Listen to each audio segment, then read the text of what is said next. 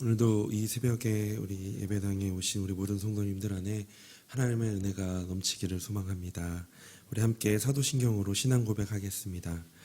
전능하사 천지를 만드신 하나님 아버지를 내가 믿사오며 그 외아들 우리 주 예수 그리스도를 믿사오니 이는 성령으로 잉태하사 동정녀 마리아에게 나시고 본디오 빌라도에게 고난을 받으사 십자가에 못 박혀 죽으시고 장사한 지 사흘 만에 죽은 자 가운데서 다시 살아나시며 전능하신 하나님 우편에 앉아 계시다가 저리로서 산자와 죽은 자를 심판하러 오시리라.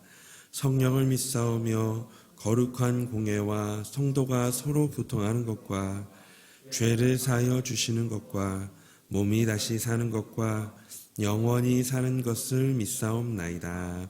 아멘. 찬송가 337장 찬송하겠습니다.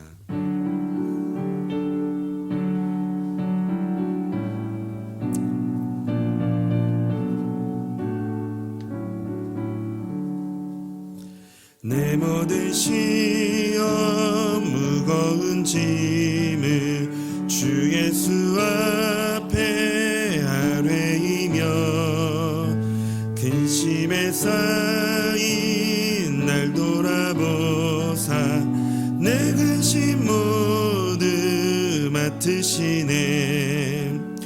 무거운 짐은 아울러 지고 견디다 못해 쓰러질 때 불쌍히 여겨 구원해 주리. 은혜의 주님 오직 예수.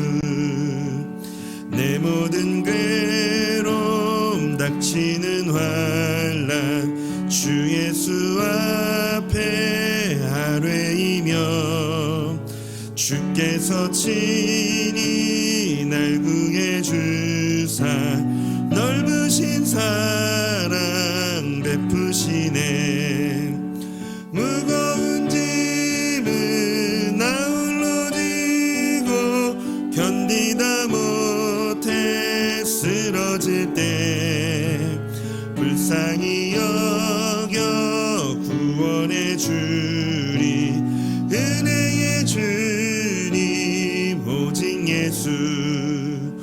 내 짐이 점점 무거워질 때 주 예수 앞에 아뢰이며 주께서 친히 날 구해 주사 내 대신 짐을 져주시네. 무거운 짐은 아울러 지고 견디다 못해 쓰러질 때 불쌍히 여겨 구원해 주리. 은혜의 주님 오직 예수. 마음의 시험 무거운 죄를 주 예수 앞에 아뢰이며 예수는 나의 능력이 되사 세상을 이길 힘주시네. 무거운 짐은 아울러 지고 견디다 못해 쓰러질 때 불쌍히 여겨 구원해 주리.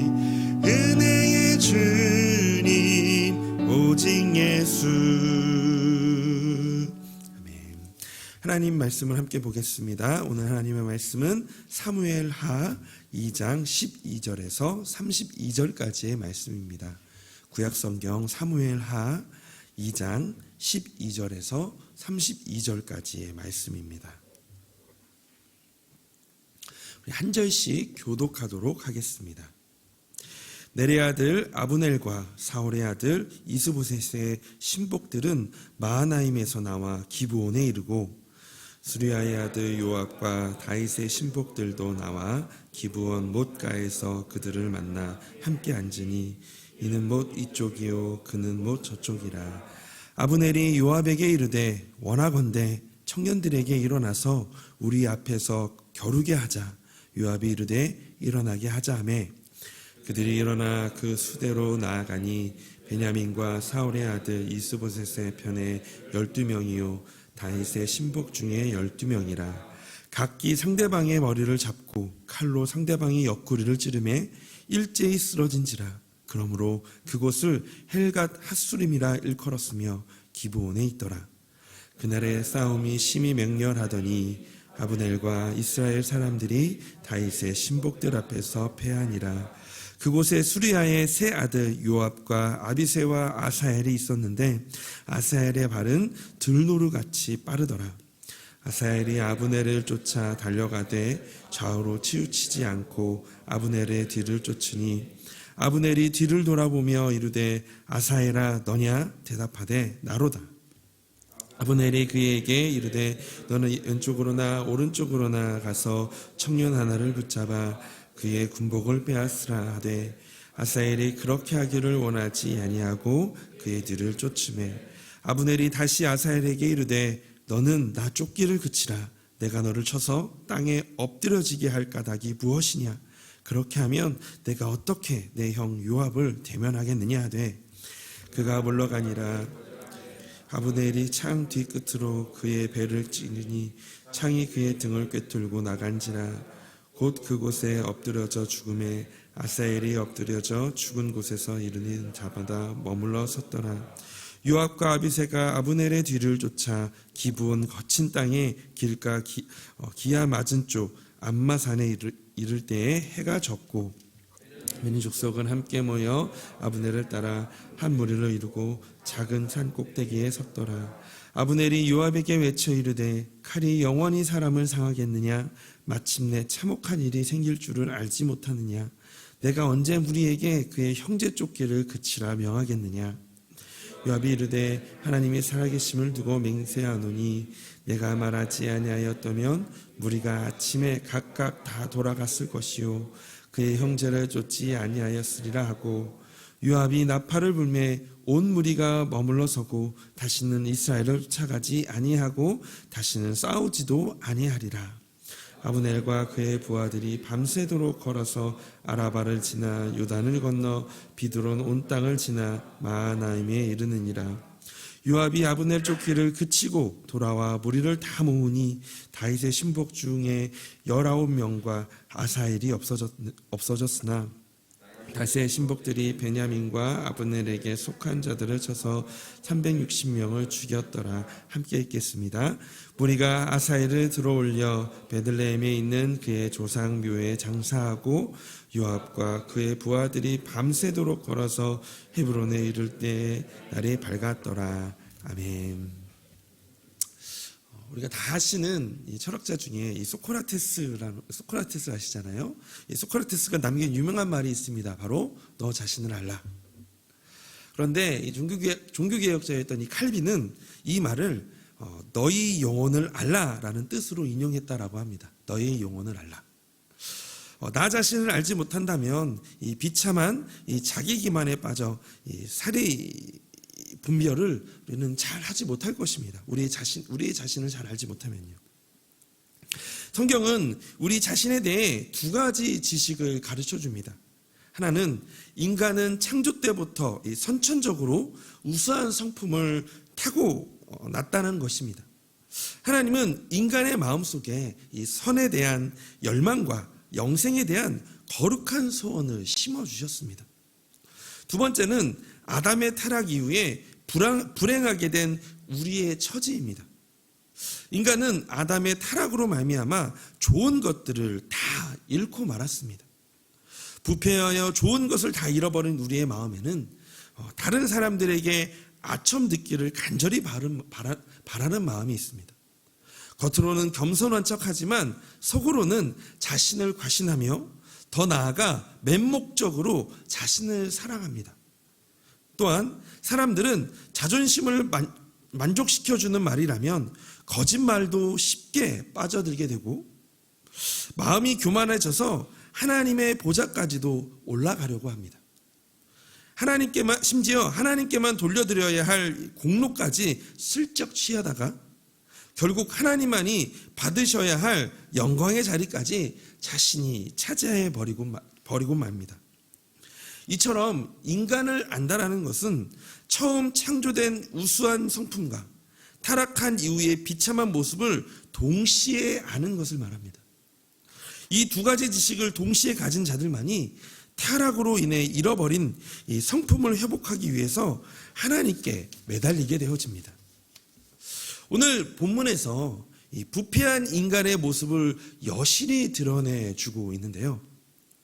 본문에 등장하는 이 아브넬과 요압 그리고 아사헬의 모습을 살펴보면서 우리가 이 부패하여 잃어버린 우리의 성품을 깨닫기를 원하고, 더 나아가 우리가 이 부패하여 잃어버린 이 성품을 회복하기 위해서 더욱더 하나님께 나아가 기도하는 이 시간이 되기를 소망합니다.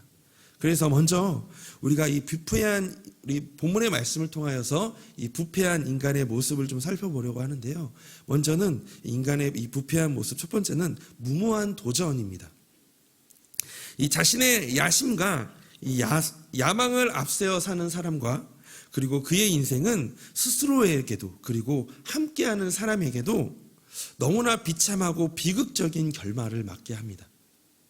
오늘 본문에 야심과 야망을 앞세워 사는 인물이 나옵니다. 바로 아브넬과 요압입니다. 아브넬은 유다 사람들에게 의하여 왕으로 기름 부음 받은 다윗을 대항하였습니다. 그래서 이스라엘의 실권을 장악하려는 이 야망으로 사울의 아들인 이스보셋을 내세워 이스라엘의 왕으로 삼아 사울 왕가를 잇게 하였습니다. 아브넬의 이 야심의 궁극적인 목적은 자신이 사울의 왕위를 이어받는 일이었습니다. 아브넬이 이 군사를 이끌고 이 기브온 목가로 나온 것은 이 충분한 물을 담고 있는 이 기브온 못을 손에 넣고 나아가 유다도 굴복시키려는 야심에 찬 도전에 있었을 것입니다. 상대 진영인 요압은 다윗의 조카입니다. 다윗을 위하여 충성을 다하는 것 같지만 사실은 자신의 야심과 감정에 따라 행동함으로써 이 다윗을 여러 번 괴롭게 한 사람이었습니다.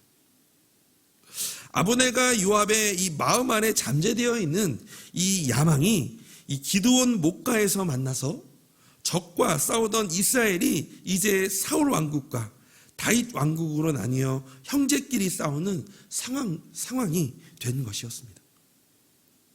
이 기브온 목가에서 벌어진 소위 기브온 전투는 아브넬의 제안과 이 다윗의 장군 요압의 응대로 시작되어집니다.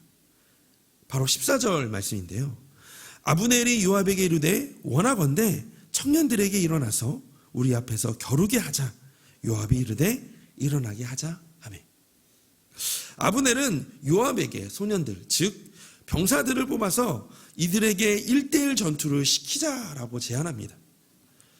이 말은 이 게임을 시키고자 가볍게 말하지만 실제로는 전체 전투에 앞서서 상대방의 사기를 꺾고 자기 편의 사기를 높이기 위한 목숨을 건 혈투였습니다. 실제로 이 싸움이 일어나 치열하고 처절한 싸움, 얼마나 치열하고 처절한 싸움이었는지 16절은 이렇게 말합니다. 각기 상대방의 머리를 잡고 칼로 상대방의 옆구리를 찌르매 일제히 쓰러진지라. 그러므로 그곳을 헬갓 핫수름이라 일컬었으며 기브온에 있더라. 즉 각자가 상대방의 머리를 잡자마자 동시에 날렵하게 상대방의 옆구리를 칼로 찔렀다라는 말입니다. 그들은 12쌍의 이 전사들은 모두 한꺼번에 죽고 말았습니다. 여기에서 일제히 쓰러졌다.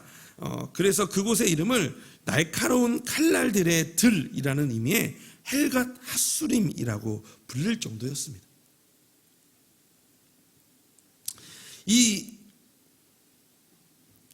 이런 이 행동은 서로에게 너무나도 무모하고 무식한 도전이었습니다. 하나님의 분명한 뜻과 계획하심을 거슬러 자신의 욕심을 따라서 행동하며 남을 희생시키는 행동은 부패한 인간의 전형적인 모습입니다. 하나님께서 인간을 창조하시며 주신 지혜와 거룩과 의와 진실은 파괴되었고 이 무지와 무기력과 불의와 허영만 가득해졌습니다.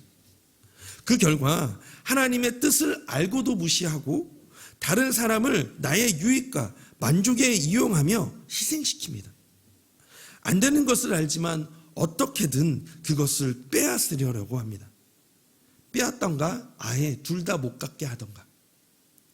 오늘 본문의 이 기본 목가에서 있었던 이 무모하고 무식한 도전은 모두에게 상처였고 모두에게 절망뿐이었습니다.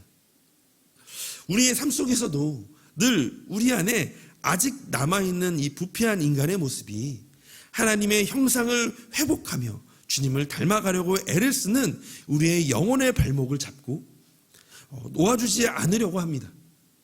때로는 이 발목이 잡혀 내 안에 욕망과 욕심이 드러나서 스스로 무모한 도전을 하며 먼저는 나 자신을 그리고 가장 가까이에 있는 가족과 가까운 관계들을 힘들게 합니다. 그것이 잘못되었음을 깨닫는 순간 또 좌절하고 절망합니다.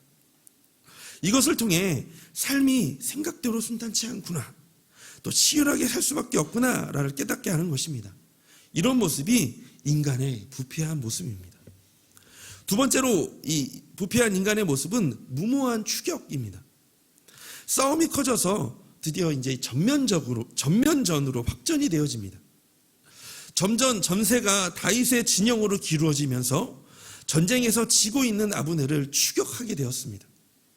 본문 18절에서부터 이 아브넬을 쫓는 아사엘이라는 인물이 등장하게 되어지는데요. 18절은 이렇게 이야기합니다.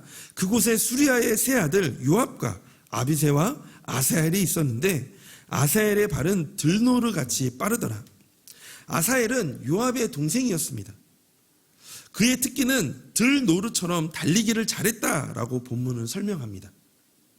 여기에서 아사엘은 자신의 달리기 실력을 전쟁에서 지고 도망가는 아브넬을 쫓는 데 사용합니다. 그는 이 적장인 아브넬을 잡아서 큰 공을 세우고 싶어서 자신의 전투 능력을 생각하지 않고 오직 달리기 실력만을 믿고 아브넬을 쫓았던 것입니다. 이런 아사엘을 보고 아브넬은 자신 말고 일반 병사를 잡아가서 공을 세우라고 말합니다. 아사엘의 실력에 맞는 사람과 대결하라고 충고한 것입니다. 이렇게 아사엘에게 돌아가도록 권유를 했지만 아사엘은 듣지 않고 결국 아브넬에 의해서 아사엘은 죽게 되어집니다. 아사엘은 돌아가라고 충고를 무시하고 고집만 부려 어리석게도 죽음을 맞이하게 된 것입니다. 그 재능을 그리고 또한 이 아사엘의 이 어리석음이 아브넬로 하여금 그를 죽일 수밖에 없는 상황을 만들게 된 것이죠. 이 아사엘에겐 이 특별한 재능이 있었지만 인간의 부패한 모습에서 나타나는 이 고집과 야심에 그 재능을 쓰다가 절제하지 못하고 결국 죽음을 맞이하게 된 것이었습니다. 전도서 9장 11절에 이렇게 말합니다. 내가 다시 해 아래서 보니 빠른 경주자들이라고 전쟁에 승리하는 것이 아니며 그리고 음식물을 얻는 것도 아니며 명철자들이라고 재물을 얻는 것도 아니며 지식인들이라고 은총을 입는 것도 아니니 이는 시기와 기회는 그들 모두에게 임함이니라. 총명한 지식과 탁월한 능력을 가지고 있더라도 자신의 재능을 과시하며 고집을 부리다가 자칫 하나님의 뜻하심과 계획하심을 거스르게 될 수도 있습니다.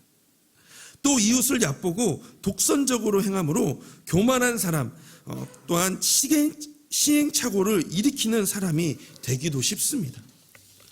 오늘 본문을 통해 우리는 이 부패한 인간에게서 나오는 이 모든 모양의 행동들이 얼마나 비극과 결과를 초래하는지를 깨닫게 되어집니다. 특별히 하나님의 뜻과 계획하심을 이미 알고 있음에도 자신의 사사로운 야망과 욕심으로 인해서 하나님의 뜻을 거스리고 자기 길로 가기로 결정하니 자신뿐만이 아니라 주변의 모든 사람들이 불행해지는 것을 우리는 오늘 말씀을 통해서 목격하게 되어집니다.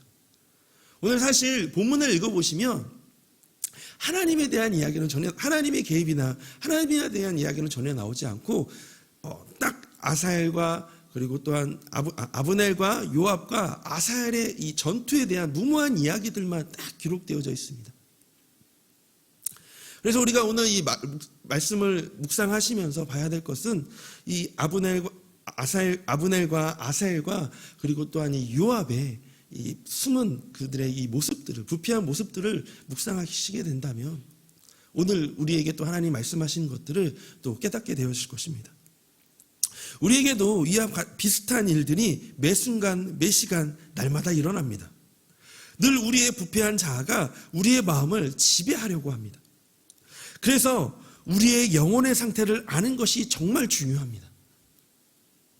우리가 그렇게 영적으로 건강하지 않고 연약한 존재라는 것을 우리는 인정해야 합니다. 내 힘으로 안 된다는 것을 인정하며 하나님의 선하신 뜻과 계획에 우리의 삶을 맡겨야 합니다. 그러기에 오늘도 내 안에 계시는 성령님께서 우리의 속사람을 더욱 건강하게 해주시도록 기도해야 합니다. 그래서 바울은 이렇게 우리에게 권면합니다. 에베소서 4장 22절에서 24절의 말씀인데요. 너희는 유혹의 욕심을 따라 썩어져가는 구습을 따르는 옛사람을 벗어버리고 오직 너희의 심령이 새롭게 되어 하나님을 따라 의와 진리의 거룩함으로 지으심을 받은 새 사람을 입으라. 예수님을 믿기 전 우리의 옛사람은 하나님의 뜻을 거슬러 나의 욕심과 방식으로 삶을 살아가려 했지만 이제는 하나님의 은혜로 새 사람을 입게 되었습니다. 그러므로 날마다 우리 안에 옛 부패한 습성이 나와 마음에 굳어지려고 할 때 성령님께서 우리의 굳은 마음을 부드럽게 해주시고 성령으로 우리의 영혼을 채워주시도록 기도하기를 소망합니다. 그렇게 성령 안에서 새 사람이 되어갈 때 주님의 일하심을 삶 속에서 보게 될 것입니다. 또한 우리의 삶에 일어나는 모든 일들이 하나님의 뜻과 계획하심에 있음을 깨닫게 되어질 것입니다. 그 은혜 속에 오늘도 흔들리지 않는 마음으로 소소한 일상의 행복을 누리기를 주님의 이름으로 소망합니다. 그래서 이 시간 함께 같이 기도했으면 좋겠습니다. 먼저는 얼마나 연약하고 부패한 존재를 깨닫게 하여 주시고 은혜가 필요함을 깨달을 수 있도록 하나님 우리의 영혼을 돌아볼 수 있는 눈을 허락하여 달라고. 두 번째는 새로운 마음을 주시고 성령으로 굳은 마음을 부드럽게 하여 주셔서 하나님의 뜻과 계획하심을 신뢰하고 오늘 하루를 살아갈 수 있도록 힘을 달라고 기도하는 시간이 되기를 원합니다. 세 번째는 오늘도 우리 가을 새벽 부흥회를 위해서 기도하며 이 특별 새벽 부흥회 기간에 말씀과 기도를 통해서 하나님의 뜻을 분명하게 알아가고 기쁨으로 순종하며 결단하는 믿음의 자녀들이 되어질 수 있도록 우리 시간 같이 함께 한 마음으로 기도하는 시간이 되기를 원합니다. 함께 같이 기도하겠습니다. 하나님 오늘 말씀을 통해서 하나님 우리가 얼마나 연약하고 부패한 존재인지를 깨닫기를 원합니다. 은혜가 필요함을 깨달을 수 있도록 하나님 우리의 영혼을 돌아볼 수 있는 눈을 허락하여 주시옵소서. 하나님 또한 우리의 새로운 마음을 우리에게 허락하여 주시고 성령으로 굳은 마음을 부드럽게 하여 주셔서 하나님의 뜻과 계획하심을 신뢰하며 오늘 하루를 살아갈 수 있도록 힘을 허락하여 주시기를 원합니다. 하나님 우리의 부패한 연약함 때문에 하나님의 일하심과 하나님의 계획하심을 우리가 바로 보지 못하고 하나님 무모한 도전과 무모한 추격 속에 하나님 우리의 자신을